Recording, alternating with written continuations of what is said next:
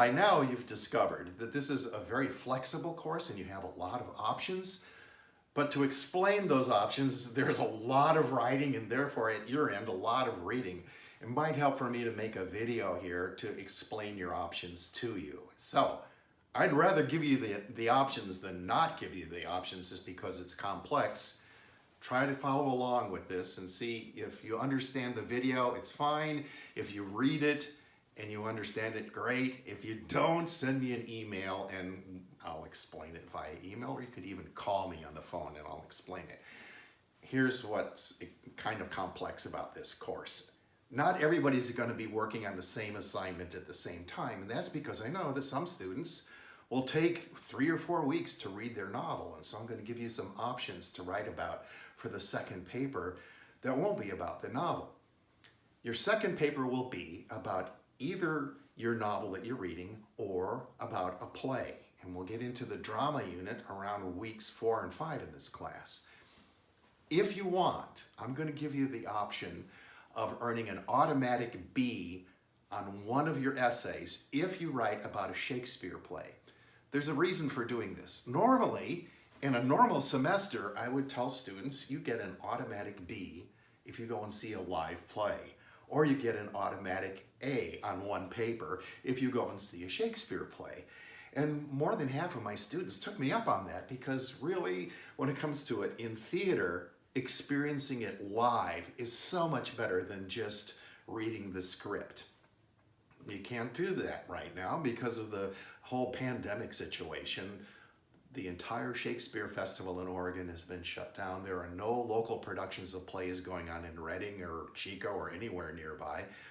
The next best thing would be to watch a video of a live production of a play. And I've provided you with many links to that. I've even provided you with some scripts to movies. If you would rather write about a script to a movie, that can be an option.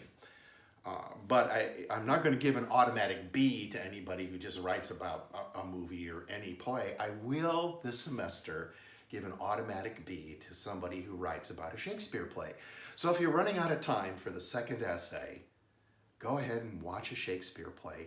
Write a sloppy essay if you want to, just to get it over with because you're running out of time, and I'll keep up my end of the bargain. I would prefer that you aim for an A and try your best, even if you're writing about the Shakespeare play, and even if you get an automatic offer of a B on that paper. It's kind of lazy. I'd prefer you learn, but I understand that summer school is accelerated. You may not have a lot of time. You may be watching children, working a job, trying to deal with being, stuck at home, or working at a really tough situation where you're being exposed to people in the public and they may have the virus and you get home and you're, exhausted. So I'm trying to do everything I can to make it easy for students to get through this course and still enjoy the work. It's not enjoyable to read a novel when you're under pressure to write an essay in a hurry. You feel like it's just a homework assignment, and I don't want to go there. So consider the option of watching a Shakespeare play as a way to kind of pace yourself through the course.